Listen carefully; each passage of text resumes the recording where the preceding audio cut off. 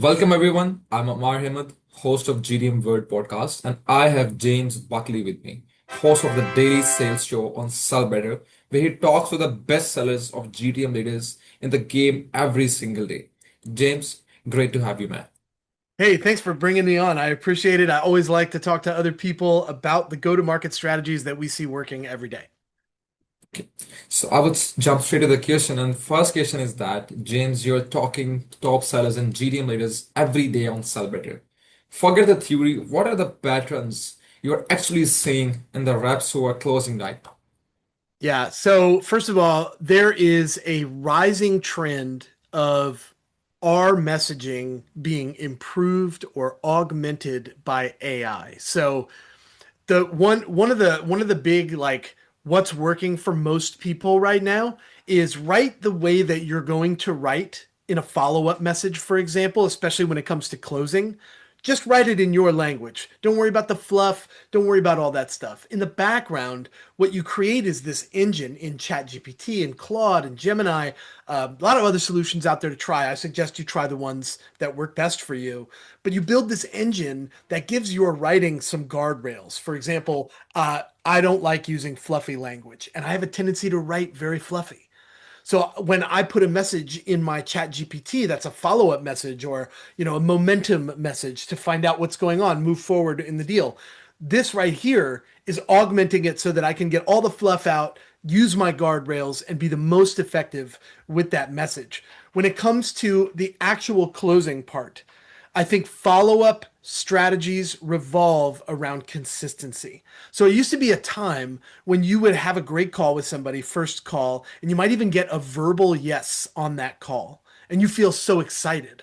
Maybe a couple days go by before you reach back out with everything they need to move I've seen forward. them, man. Maybe 24 hours goes by, and then you reach out, right? Not anymore. Today, it's happening on the call. Hey, I just sent you this. It's got an agreement that you can review. Let's take a look at your calendar and get our closing call scheduled. This is so much more effective. And if you can get there halfway through your intro call, chances are good you're working towards that part of the conversation on the latter half of the call. The agreement, the red lines, this won't work, this will work. You're so much further down the funnel if you can get there faster. And that's working for a lot of reps right now. That's something really cool strategy. Taking a follow-up right on the call is something people should start doing, right? And that's working. Hey, if I can get you looking at my agreement on the first call, I've already got you in a decision-making seat. And that is where we need them to be in the long run anyway. I don't care if it takes me 6 months to get there, but if I can do it in a day, why wouldn't I? And that everyone is talking about AI SDRs, right? But you see inside a lot of real sale guys or sale organizations, where is AI actually moving the needle and where is it just creating the illusion of activity? Yeah, so this is the difference between being busy and being productive. And I think that's where AI sits right now, especially in the deal cycle. Sits in a lot of other places outside of an existing deal cycle. For example, prospecting research, a fit for your company. Is this my ICP? Should I spend time with this? Right? It's outside of the existing funnel. Inside the funnel, once that prospecting call takes place, there's use cases to be discussed. There's follow up emails that are relevant to the past conversation that you could be using AI to enhance, to improve, to make more impactful. There are triggers out there that you can add to those follow up emails. The most important piece, the most important part of the closing and the full cycle sales reps funnel that AI is impacting is the way that we communicate. Most of our language is about us. When we're writing to continue to push a deal over the finish line, it usually sounds like, hey, any questions before you sign that document? Hey, I haven't heard back from you. Did we hit a snag in getting the signature? Hey, really looking forward to reconnecting so we can get over the finish line. None of that is about them. That's about your deal. The AI is catching that and saying, if you're smart enough to train your AI this way, it's smart enough to get back to you when you say, hey, rewrite this more professionally, and you type in that, hey, what about that signature? Your AI is the thing that's going to be like, James, This is not about your prospect. This is about you. This is about your Yeah. deal. Write something else, put it in here, and I'll make it better. Right. But you have to be training your AI to be customer centric, not seller centric. And that's the difference. Yeah, getting the most out of it, connecting all the AI tools together to build a funnel, a workflow together, that takes the most out of it. I guess that's the strategy, right? There are two types of reps that are using AI, and both, there's no wrong way. I just want to be clear about that. There's only the way that works. Reps that use AI to do the work for them are playing the volume game. Reps that use AI to improve the work they already do, that's class A work, they are becoming top performers very fast. That's nice. So we're gonna talk about your audience and content now. Like on the daily sales show, you have got a huge range of guests, tactical reps, sales leaders, GDM operators, AI builders. Who does your audience actually show up for? I think they show up not for specific types of people, but for specific tactics.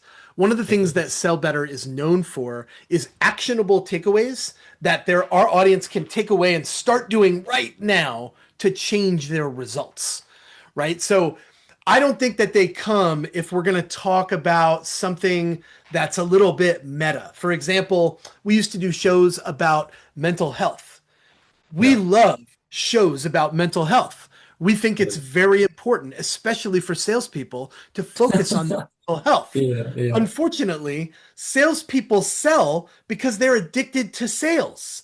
They like mental health, they want to learn about their mental health, but they don't come spend their time to learn about exactly. mental health. When we do shows that review cold emails and rewrite them using AI strategies, AI prompts, these people come out in droves. 700 to 1,000 people register for the show every Exactly. single day. And that's just because the tactical takeaways that they get from coming away from one of the shows changes the results they have the very next day, or sometimes the same day if it's a quick tactic that they can implement right away. For example, we have one strategy that we gave, and we give this one often. If you've had a great call with somebody and you followed up a couple times and they haven't responded back to you, there's a very simple message that you can get that we've been doing since the John Barrows days. I used to work for John Barrows, and this is something he does all the time. Okay. He'll reach out and say, "Did I lose you?" That's it. It's a simple, "Did I lose you?" And what you get back is this message that's like, "Oh, so sorry I haven't been communicating. So sorry for the radio silence. Here's where we're at." And you get that update, right? Did I lose you? It's four Such a words. subtle, small, and I would say to the point It, thing, that right? Yeah, but we feel like we have to go so hard with it, right? Those types of tactics, those little things that people can take away and start doing right away to change the results that they get in their pipeline, that's the stuff people come to the show for. So I don't think it's a certain person. I think it's when they see something they need help with, cold call, email, social selling, video, Right. voice notes, whatever it is, if they see that as the topic, everybody's all in for that because they know where they need help. Yeah. It's talk of the town, and everybody wants to get the most out of this. So yeah, they keep coming. And I guess I know I got my answers. So my next question is that what's one belief that sounds sharp and modern? The kind of thing you had here at a GDM conference, but is actually doing damage to sales teams right now. There is and this is going to be a sensitive answer, and I hope it ruffles a few feathers. There is a generation of leadership who still believes that more is the answer.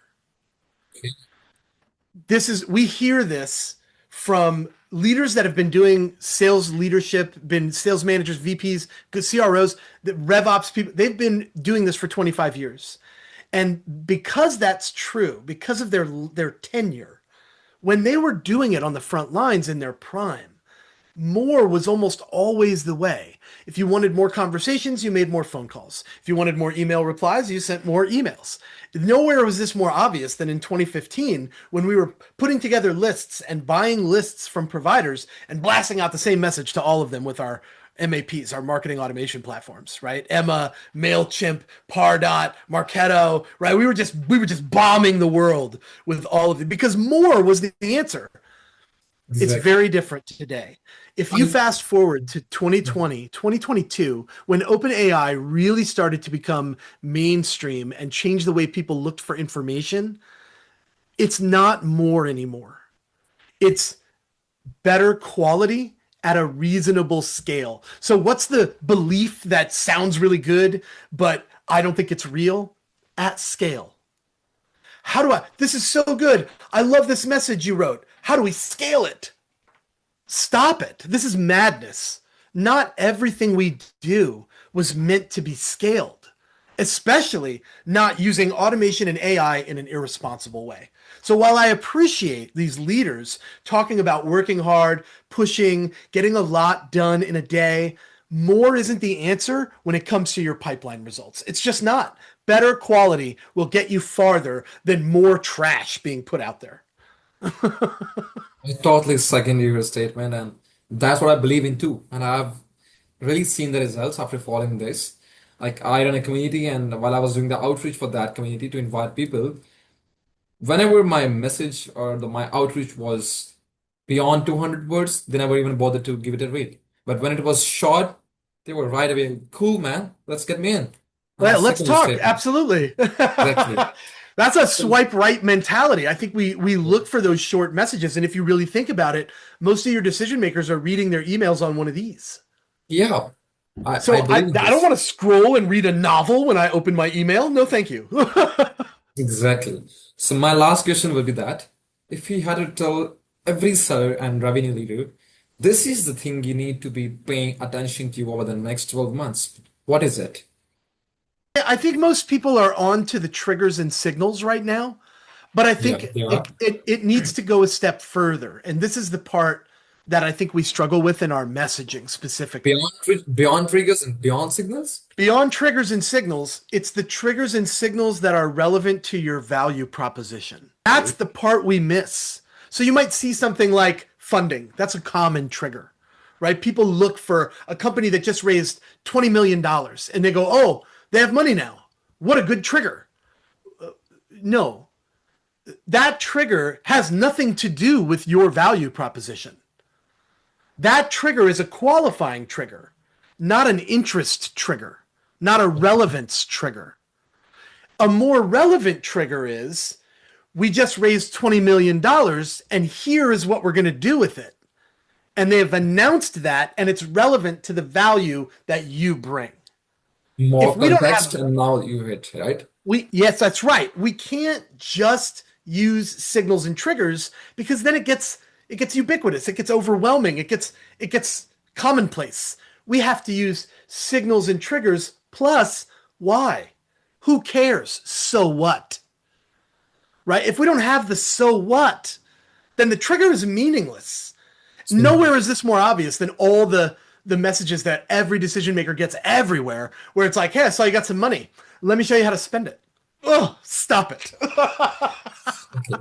So, everybody got money out there, but who's ready to spend is the right trigger to follow, right? So, Well, I think yeah. I think who's interested in spending it on you, Okay. On right? you, basically. On Okay. you specifically. That's right. So another good example is the way that I've been writing my emails lately. It's been very so what related, right? It's been very like, hey, you do this. The reason I think we should talk is because we do this. And I think there's a lot to be said for what's possible if we partner up and work together. Right now, Crazy. that is much more enticing than saw you got some money. Want to give me some? Exactly, exactly. So, James, this has been genuinely valuable. Thank you so much for that. And everyone listening, go check out the daily sales show on Sellbetter. The link will be in the description. James, where else can people find you and follow your work? Yeah, absolutely. So you can connect with me on all the social media platforms. I am at Say What Sales, all one word. That's my hashtag. And then also connect with me on LinkedIn. I'm getting close to the limit, so you'll have to just follow along. If you send me a connection request, I probably will accept you, but it's beat up. I don't know why they limit us. And then also learn more about Sell Better and check out the upcoming shows at sellbetter.xyz. And thank you, Amar, for That's it. having me on. That's it. See you next week, guys.